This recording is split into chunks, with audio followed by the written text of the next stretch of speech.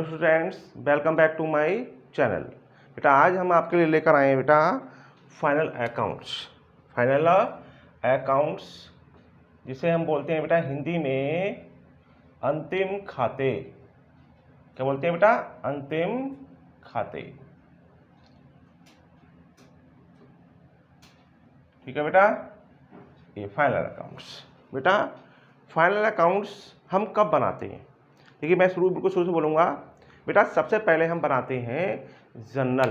कब बनाते हैं? सबसे पहले व्यापारी कब बनाता है? जब छोटे व्यापारी होते हैं तो सबसे पहले बनाते हैं जर्नल। ठीक है बेटा, और उससे बड़े व्यापारी होंगे, जैसे बहुत बड़े व्यापारी जिनके लेन देन बहुत अधिक होते हैं तो वो बनाते हैं बेटा अपनी सब्सिडरीज बुक्स। क्या बनाते हैं? सहायक पुस्तकें। क्लियर? तो फिर बोल देता हूँ मैं एक बार। छोटे व्यापारी जो होते हैं जिनके लेन देन कम होते हैं वो अपने सभी लेन देन किस में करते हैं बेटा? जर्नल में, मतलब रोज नामचा में। क्लियर? और जो बड़े व्यापारी होते हैं जिनके लेन देन बहुत अधिक होते हैं वो अपने लेन देन के लिए क्या बनाते हैं बेटा? सब्सिडरीज बुक्स, मतलब सहायक पुस्तकें। अब सहायक पुस्तक कौन कौन सी होती है? जैसे परचेज बुक है, सेल्स बुक है, परचेज रिटर्न बुक है, ठीक है, सेल्स रिटर्न बुक है, कैश बुक है और जर्नल प्रॉपर। क्लियर नहीं क्लियर? अब परचेज बुक में क्या होगा बेटा? क्रेडिट परचेज का लेखा होगा। ठीक है बेटा, सेल्स में क्या होगा? क्रेडिट सेल्स का लेखा होगा। क्लियर नहीं क्लियर? और जो भी जैसे हम गुड्स परचेज करेंगे इन कैश, गुड्स सोल्ड करेंगे इन कैश, जो भी लेन देन इन कैश करेंगे वो सब जाएंगे कैश बुक में। क्या जाएंगे? कैश बुक में। क्लियर नहीं क्लियर? अब जैसे हमने मशीनरी परचेज की, मशीनरी परचेज ऑन क्रेडिट, तो इसका लेखा परचेज बुक में नहीं होगा, इसका लेखा क्या होगा? जनरल प्रॉपर में। क्योंकि परचेज बुक में गुड्स परचेज्ड ऑन क्रेडिट का लेखा होगा और सेल्स बुक में क्या होगा? गुड्स सोल्ड ऑन क्रेडिट उसका लेखा होगा। अगर कोई हम असेट्स परचेज करते हैं ऑन क्रेडिट करते हैं तो उसका लेखा क्या होगा बेटा? जनरल प्रॉपर में। क्लियर? तो पहले क्या बनाएंगे हम? पहले क्या बनाएंगे बेटा? जर्नल। ठीक है बेटा, उसके बाद क्या बनेगा? उसका बनेगा बेटा उसका उनका होगा लेजर। क्या होगा? लेजर। और लेजर के बाद बनता है, लेजर को बोलते हैं हिंदी में खतौनी। और खतौनी के बाद बेटा बनता है ट्रायल बैलेंस, जिसे हम बोलते हैं बेटा तलपट। और तलपट के बाद बेटा तलपट की सहायता से बनाए जाते हैं अंतिम खाते मतलब फाइनल अकाउंट्स। तो बेटा फाइनल अकाउंट्स के 3 पार्ट होते हैं। देखो बेटा फाइनल अकाउंट्स कितने पार्ट हो गए? फाइनल अकाउंट्स के हो गए बेटा 3 पार्ट। फाइनल अकाउंट्स कितने पार्ट हो गए बेटा? 3 पार्ट्स हो गए। पहला पार्ट देखिए बेटा, पहला पार्ट हो गया हमारा ट्रेडिंग अकाउंट। क्या हो गया? Trading account. पहला पार्ट हो गया ट्रेडिंग अकाउंट। लीजिए, इसे हिंदी में क्या बोलते हैं बेटा? इसे हिंदी में बोलते हैं बेटा व्यापार खाता। क्या बोलते हैं? व्यापार खाता। ठीक है बेटा, दूसरा पार्ट देखिए बेटा, दूसरा पार्ट हमारा है लाभ हानि खाता। क्या है? लाभ हानि खाता। इंग्लिश में बोलेंगे बेटा, इंग्लिश में बोलेंगे profit and loss account. Loss account बोलेंगे, इसे हिंदी बोल देंगे लाभ हानि खाता। और तीसरा पार्ट होगा हमारा आर्थिक चिट्ठा। क्या होगा? आर्थिक चिट्ठा, जिसे इंग्लिश में बोलते हैं बेटा बैलेंस शीट्स। इसे बोलेंगे हिंदी में बेटा आर्थिक चिट्ठा। क्लियर? समझ में आया? आपको नहीं आया? तो देखिए ध्यान से आप लोग, आज मैं इस वीडियो में सिर्फ सिखाऊंगा आपको व्यापार खाता, मतलब ट्रेडिंग अकाउंट बनाना सिखाऊंगा। क्लियर? लेकिन ट्रेडिंग अकाउंट बनाने से पहले मैं आपको कुछ शब्द बताना चाहता हूं। जैसे बेटा नोट में आप ये नोट कर सकते हैं आप, जैसे परचेज क्या होता है? क्रय। भाई परचेज को इंग्लिश में क्या बोलते हैं? परचेज को हिंदी में बोलते हैं क्रय। अब हमें निकालना पड़ता है बेटा नेट परचेज। अगर हमें निकालना पड़े नेट परचेज, इसे बोलते हैं हम शुद्ध क्रय। तो बेटा शुद्ध क्रय कैसे निकालेंगे?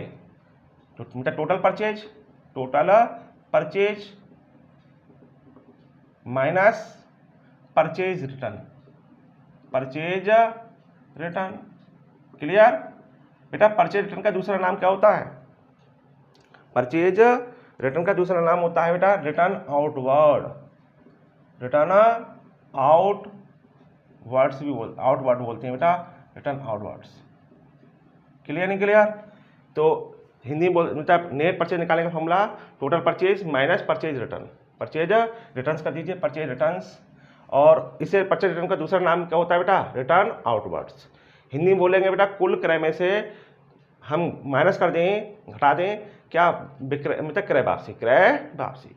और क्रय वापसी को हम बेटा भाई वापसी बोलते हैं, भाई वापसी भी बोलते हैं। अच्छा, ट्रायल बैलेंस में परचेज कहाँ मिलेगा? ट्रायल बैलेंस में परचेज मिलेगा डेबिट में, और उसकी वापसी मतलब क्रय वापसी कहाँ मिलेगी? ट्रायल बैलेंस में क्रेडिट में मिलेगी, क्रेडिट में मिलेगी। ये ध्यान रखना आप लोग, मतलब परचेज कहाँ मिलेगा? परचेज मिलेगा ट्रायल बैलेंस के डेबिट में, और उसकी वापसी मतलब क्रय वापसी कहाँ मिलेगी? क्रय वापसी मिलेगी तलपट के क्रेडिट में, तलपट के क्रेडिट में। क्लियर? इस तरह से निकालते हैं बेटा नेट सेल्स। देखिए बेटा नेट सेल्स कैसे निकालेंगे हम? नेट सेल्स, तो नेट सेल्स निकालेंगे फॉर्मूला होगा बेटा total sales minus sales return. Sales return का दूसरा नाम क्या होता है बेटा? रिटर्न इनवर्ड्स, रिटर्न इनवर्ड्स भी कहते हैं इसे। क्लियर नहीं क्लियर? समझ में आ गया नहीं आ गया? तो नेट सेल्स को हिंदी में बोलेंगे शुद्ध क्रय, वो शुद्ध विक्रय। तो इसमें कुल विक्रय में से हम मतलब विक्रय वापसी घटा देंगे, विक्रय वापसी घटा देंगे। क्लियर? समझ में आ गया? और रिटर्न इनवर्ड को हम क्या बोलते हैं बेटा? आंतरिक वापसी, आंतरिक वापसी बोलते हैं। क्लियर? एक होता है बेटा cost of goods sold, cost of goods sold मतलब बेचे गए माल की लागत, बेचे गए माल की लागत। इसका फॉर्मूला सुनिए बेटा, opening stock plus net purchase आएगा, net purchase plus direct expenses, direct expenses. कौन से? जो ट्रेडिंग में आएंगे, क्या आएंगे? मतलब ट्रेडिंग में आने वाले जितने भी वे होते हैं वो सब डायरेक्ट एक्सपेंसेस होते हैं, और जो प्रॉफिट लॉस में जाते हैं बेटा वो होते हैं इनडायरेक्ट एक्सपेंसेस, इनडायरेक्ट एक्सपेंसेस होते हैं। तो opening stock plus net purchase plus direct expenses, और माइनस हो गया हमारा क्लोजिंग स्टॉक, क्लोजिंग स्टॉक हो गया। क्लियर नहीं क्लियर? समझ में आ गया आपको? तो कॉस्ट ऑफ गुड्स सोल्ड बराबर क्या हुआ? Opening stock plus net purchase plus direct expenses minus closing stock, ये हुआ हमारा cost of goods sold. Clear हुआ आप लोगों को? अब मैं इनको एक बार नोट कर सकते हैं, आप ध्यान से देख सकते हैं, फिर मैं इनको रफ करूंगा, फिर आपको मैं ट्रेडिंग अकाउंट का प्रारूप बताऊंगा। पर इससे पहले मैं आपको बताना चाहूँगा हम व्यापार खाता बनाते क्यों, मतलब ट्रेडिंग अकाउंट क्यों बनाते हैं। ठीक है बेटा? तो सुनिए ध्यान से आप लोग। देखो, व्यापार खाता वह खाता है जो माल के लागत मूल, मतलब कॉस्ट ऑफ गुड्स सोल्ड, लागत मूल तथा विक्रय मूल्य के अंतर को प्रकट करता है, अंतर को प्रकट करता है। देखिए, अगर हमें ग्रॉस प्रॉफिट निकालना है, क्या निकालना है? ग्रॉस प्रॉफिट निकालना है, तो क्या करते हैं हम? नेट सेल्स में से हम cost of goods sold minus कर दें, तो क्या आएगा बेटा? ये नेट बोलता है, नेट बोलेंगे। जब नेट सेल्स है तो नेट ये आएगा, मतलब जैसे नेट ही आया है, ये नेट ही आया है क्योंकि यहाँ पर हमने नेट परचेज लिया इसलिए। तो ग्रॉस प्रॉफिट निकालने का फॉर्मूला क्या होगा? Net sales minus cost of goods sold. Clear?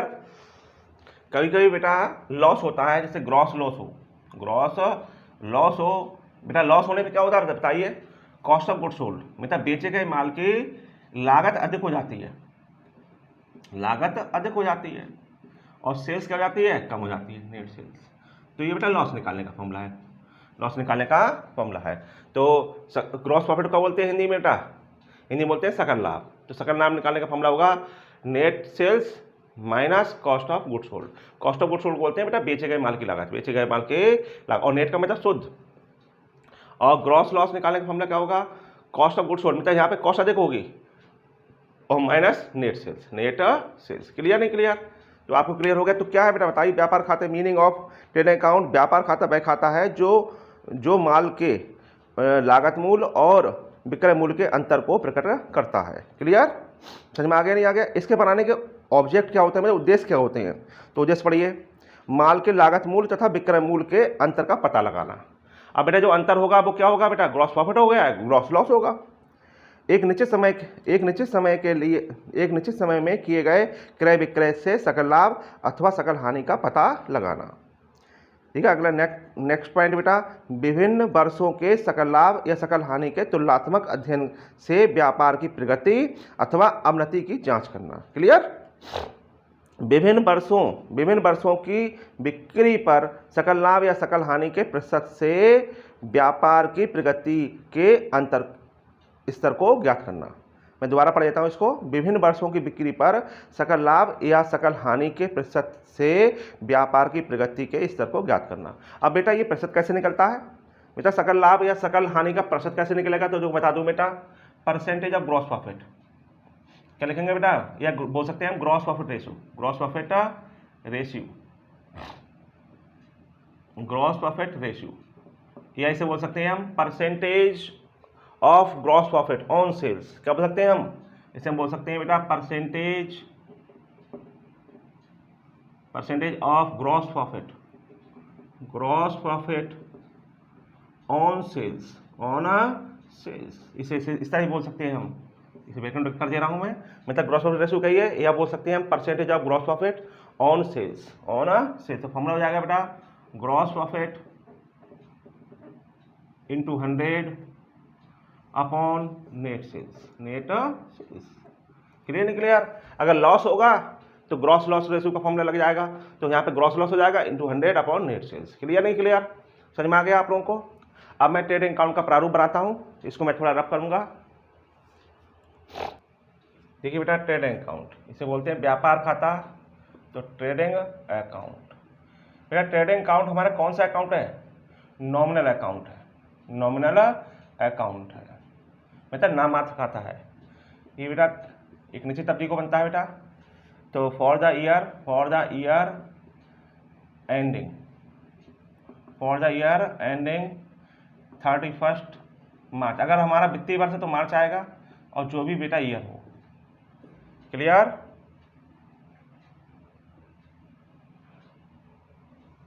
बेटा ये ट्रेडिंग अकाउंट का प्रारूप है, ध्यान देखिएगा। यहाँ लिखेंगे हम पार्टिकुलर्स अमाउंट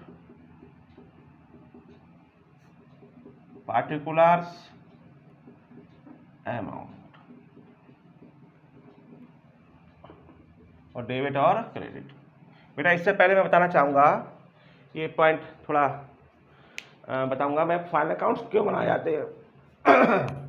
बेटा फाइनल अकाउंट्स क्यों बनाए जाते हैं? तो बेटा देखो, कोई भी व्यापारी अपने लेखांकन वर्ष के अंत में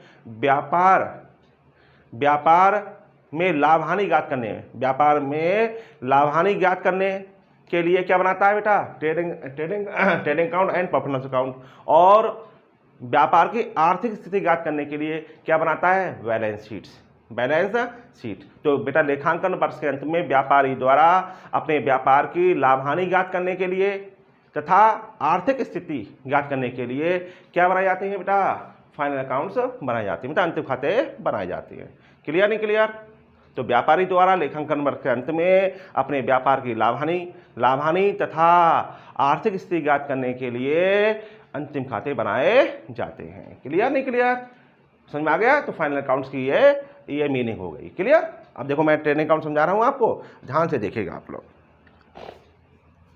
ट्रेडिंग अकाउंट के देखो बेटा, ट्रेडिंग अकाउंट के हम इस साइड में क्या लिखेंगे? क्रेडिट साइड में सबसे पहले हम लिखते हैं बेटा सेल्स। क्या लिखते हैं? सेल्स। इसमें लेस कर देते हैं हम सेल्स रिटर्न माइनस कर देते हैं। क्लियर नहीं क्लियर? लीजिए बेटा, सेल्स रिटर्न माइनस कर दिया, क्या आ गया बेटा? Net sales. क्या गई? Net sales. मैं बता चुका हूँ नेट सेल्स कैसे निकलती है। अब बाई इधर लिख देंगे बेटा क्लोजिंग स्टॉक, अंतिम रहतिया। हाँ बेटा ये बता दूं बेटा, अंतिम रहतिया का मूल्यांकन कैसे होता है? बेटा लागत मूल्य और बाजार मूल्य जो दोनों में कम हो। मतलब कभी कभी क्वेश्चन में आते हैं बेटा ये पेपर में, भाई क्लोजिंग स्टॉक का वैल्यूएशन कैसे करेंगे हम? तो कॉस्ट प्राइस और मार्केट प्राइस जो दोनों में कम हो, वो वह मूल्य लिखा जाएगा। जैसे मैं लिख देता हूँ, देखिए जैसे कॉस्ट प्राइस ऑफ गुड्स। बेटा गुड्स क्या होता है? मतलब जिस वस्तु में व्यापारी व्यापार करता है उसे हम गुड्स बोलते हैं बेटा। जैसे देखो मान लीजिए, मेरी कपड़े की दुकान है। क्या है? कपड़े, मतलब क्लोथ मर्चेंट हूँ मैं, मतलब कपड़े के व्यापारी हूँ मैं। तो कपड़ा हमारे लिए गुड्स होगा। कपड़ा खरीदेंगे तो परचेज बोलेंगे, और बेचेंगे तो सेल्स बोलेंगे। क्लियर नहीं क्लियर? जैसे मैं आपको बता दूं, अगर मैं फर्नीचर का व्यापारी हूँ, फर्नीचर, तो फर्नीचर ऐसा नहीं होगी। अगर मैं फर्नीचर का व्यापारी हूँ तो फर्नीचर मैं खरीदता हूँ और बेचता हूँ, तो उससे मैं प्रॉफिट अर्न करता हूँ। तो यहाँ पे फर्नीचर हमारा गुड्स हो गया। क्या हो गया? फर्नीचर। तो क्वेश्चन जब पढ़े तो आप जरूर देखने कि वो मर्चेंट किसका है, मतलब व्यापारी किसका है।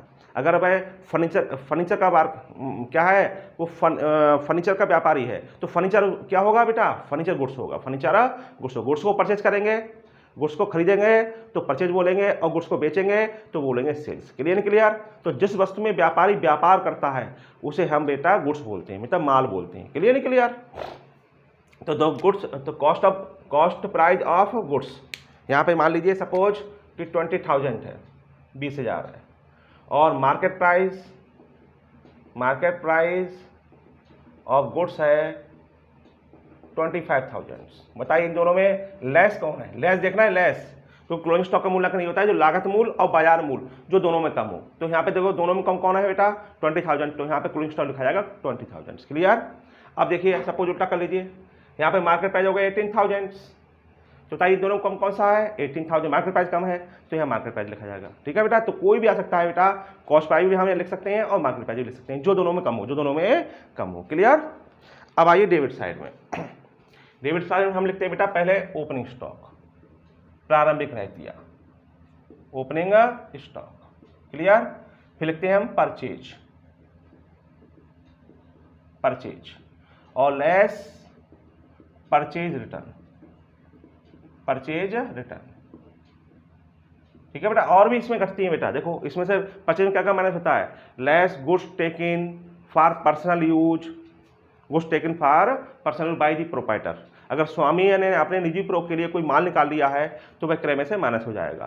बेटा गुड्स लॉस्ट बाय फायर या स्टोलन, अगर कोई माल चोरी से या आग से नष्ट हो गया है तो वो भी माइनस हो जाएगा। और क्या माइनस होगा परचेज में से? गुड्स गिवन इन डोनेशन या चैरिटी, तो वो भी इसमें से माइनस हो जाएगा। क्लियर नहीं क्लियर? तो ये बेटा आ गया नेट परचेज। फिर लिखते हैं बेटा हम वेजेस। क्या लिखते हैं? वेजेज। कभी कभी ये बेटा इस तरह से लिखा होता है वेजेज एंड सैलरी, तभी ट्रेडिंग में आएगा। अगर कभी कभी लिखा हो सैलरी अगर पहले लिखी हो, वेजेज बाद में लिखी हो, तो इसका मतलब है तो प्रॉफिट लॉस में आएगा। प्रॉफिट लॉस में अगर इससे लिखा है वेजेज लिखा है या वेजेज एंड सैलरीज लिखा है तो ट्रेडिंग में आएगा। और बेटा कैरेज इनवर्ड, क्लियर? समझ में आ गया आपको? Carriage inward. और बेटा मैं बता दूं फैक्ट्री से संबंधित जो भी व्यय होते हैं, फैक्ट्री एक्सपेंसेस कोई भी हो, फैक्ट्री रेंट हो, फैक्ट्री लाइटिंग हो, फैक्ट्री के कोई भी फैक्ट्री समेत एक्सपेंसेस होंगे वो सब ट्रेडिंग में आते हैं। मैन्युफैक्चरिंग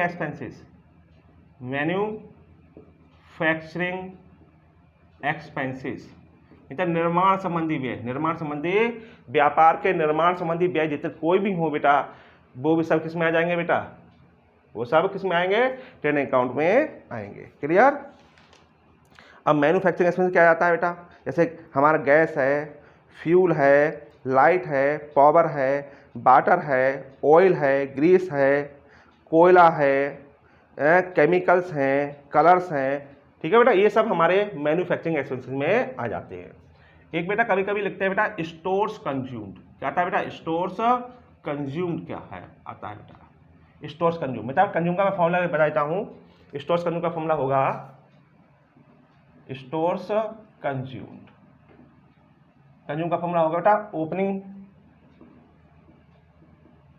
ओपनिंग स्टॉक लिख दो, opening stock of stores plus purchase of stores minus closing stock of stores. तो ये क्या आ जाएगा बेटा? कंज्यूम, मतलब स्टोर्स का उपभोग। तो स्टोर्स कंज्यूम निकालने का फॉर्मूला होगा opening stock of stores plus purchase of stores minus closing stock of stores. समझ में आ गया आप लोगों को? तो यह है बेटा कंज्यूम निकालने का फॉर्मूला, याद रखिए opening stock plus purchase minus closing stock की कंज्यूम निकालने का फॉर्मूला होता है। क्लियर?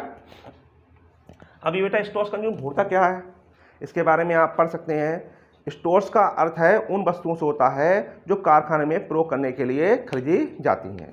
स्टोर्स के अंतर्गत हमारा ईंधन आता है जिसे हम फ्यूल बोलते हैं, कोल आता है, ठीक है बेटा, रासायनिक पदार्थ आते हैं जिसे हम केमिकल बोलते हैं आदि। क्लियर नहीं क्लियर, समझ में आ गया नहीं आ गया? तो ये स्टोर्स कंज्यूम्ड हो गया बेटा।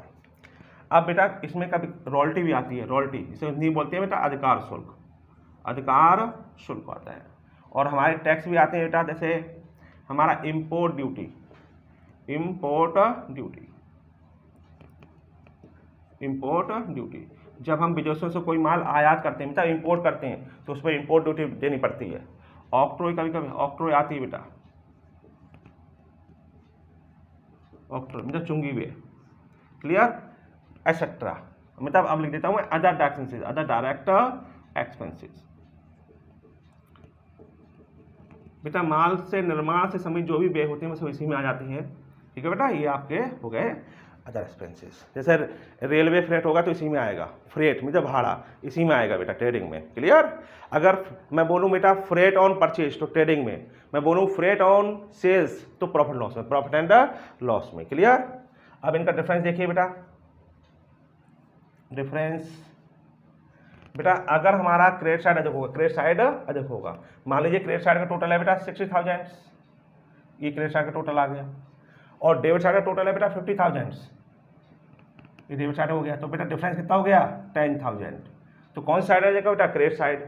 तो बेटा हमारा होगा ग्रॉस प्रॉफिट, क्या होगा, ग्रॉस प्रॉफिट होगा बेटा। इसे हिंदी बोलते हैं बेटा सकल लाभ, क्या बोलते हैं, सकल लाभ। और देखिए बेटा ग्रॉस लॉस कब होगा, ग्रॉस लॉस कब होगा, ये बैलेंस में आएगा। इसका जस्ट अपोज कर दीजिए, मान लीजिए मेरा डेबिट का टोटल है 60,000 और क्रेडिट टोटल कितना है बेटा 60,000, 60 या डेबिट में टोटल कितना है बेटा 60 और क्रेडिट में कितना है 50, तो डिफरेंस कितना हो गया, तो ये लॉस हो जाएगा, क्या हो जाएगा, लॉस हो जाएगा। क्लियर नहीं क्लियर, समझ में आ गया बेटा। जब हमारा क्रेडिट साइड अधिक होगा इससे डेबिट से तो होगा ग्रॉस प्रॉफिट, और जब डेबिट साइड अधिक होगा क्रेडिट से तो होगा बेटा gross loss, gross loss, clear. देखो बेटा मैं आपको बताना चाह रहा हूँ एक अलग पॉइंट, जब क्वेश्चन में बेटा कभी कभी क्वेश्चन में कॉस्ट ऑफ गुड्स सोल्ड दिया होता है, क्या होता है, कॉस्ट ऑफ गुड्स सोल्ड, क्या लिखा होगा, कॉस्ट ऑफ गुड्स सोल्ड मतलब बेचे गए माल की लागत, बेचे गए माल की लागत। तो बेटा कॉस्ट ऑफ गुड्स सोल्ड का फॉर्मूला बताया था मैंने, क्या होता है, ओपनिंग स्टॉक प्लस परचेज, कैसा purchase, net purchase plus direct expenses minus closing stock. तो इसमें सब कुछ सम्मिलित होता है। तो क्वेश्चन में कभी कभी कॉस्ट ऑफ गुड्स सोल्ड दिया होता है, मतलब बेचे गए माल की लागत, बेचे गए माल की लागत, तो सिर्फ हम कॉस्ट ऑफ गुड्स सोल्ड लिखते हैं। इधर क्या लिखेंगे बेटा, सेल्स, क्लोजिंग स्टॉक नहीं लिखेंगे, क्या लिखेंगे, सेल्स। कौन सी सेल्स लिखेंगे बेटा, नेट सेल्स, वही सेल्स लिखेंगे, और लेस अगर रिटर्न होगा तो हम लिख देंगे बेटा sales return, sales return. Clear नहीं क्लियर। और उसके बाद बेटा कुछ नहीं लिखेंगे क्योंकि बेटा इसका फॉर्मूला ही होता है। अब इसमें से ये माइनस कर देंगे, आपका डिफरेंस आ जाएगा ग्रॉस प्रॉफिट, ग्रॉस प्रॉफिट। मतलब ये ग्रॉस प्रॉफिट कब आएगा, जब हमारी क्रेडिट साइड अधिक होगी, क्रेडिट साइड अधिक होगी। और अगर मान लीजिए कॉस्ट ऑफ गुड्स सोल्ड अधिक है, ये अधिक है, ये वाला डेबिट साइड अधिक है, तो क्या आएगा, ग्रॉस लॉस आएगा। क्लियर नहीं क्लियर। तो ये समझ में आ गया आप लोगों को। तो ये कॉस्ट ऑफ गुड्स सोल्ड का मतलब बेचे गए माल की लागत, जब हमारी नेट साइड अधिक होगी मतलब क्रेडिट साइड अधिक होगा तो होगा ग्रॉस प्रॉफिट, और जो डेबिट साइड अधिक होगी तो होगा बेटा ग्रॉस लॉस। क्लियर, समझ में आ गया आप लोगों को। मैं उम्मीद करता हूँ बेटा आपको मेरा लेक्चर पसंद आया होगा। अगर लेक्चर पसंद आए तो उसे लाइक करिए, ठीक है बेटा, अपने दोस्तों को शेयर करिए। और बेटा हमारे जो अभी तक हमारे चैनल को सब्सक्राइब नहीं किया है वो चैनल को सब्सक्राइब करें। Thank you.